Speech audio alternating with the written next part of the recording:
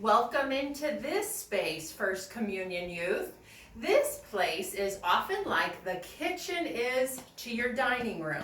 You know that the kitchen is where you prepare and cook and make your meal, where you do your dishes, and then your dining room is where you get to sit and eat. Church is a lot like that too, except this is like our kitchen, but it's a very special word that you'll need to know, especially when you're in confirmation. Instead of kitchen, we say sacristy. So try that with your parents, sacristy.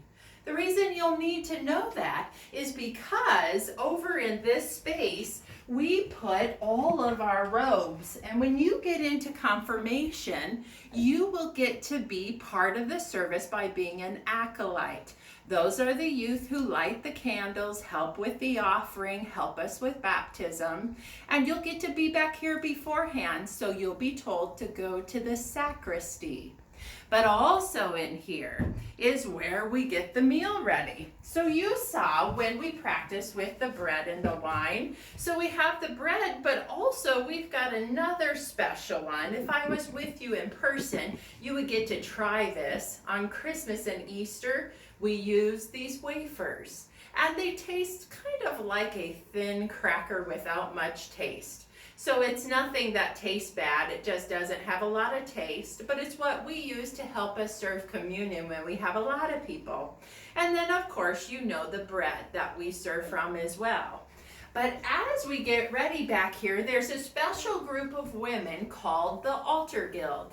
They are the ones that cook the meal, so to say. But really what they do is set up the wine in the trays and the grape juice, and then they also wash everything afterwards too. So come on back here a little bit so I can show you more of the kitchen.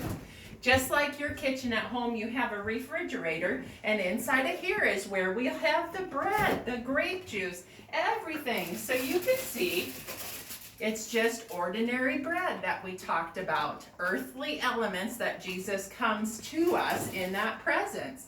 Here we have what those wafers come like for us in a box to where we can share them with everyone in the way of handing them out. But just as we get everything ready, we have beautiful dishes just like you get to have at home. So when we get to be back in church and have it ordinary again, this you will see all the tiny cups that you saw when we practiced communion in here. So remember, this area, it's like your kitchen is to your dining room.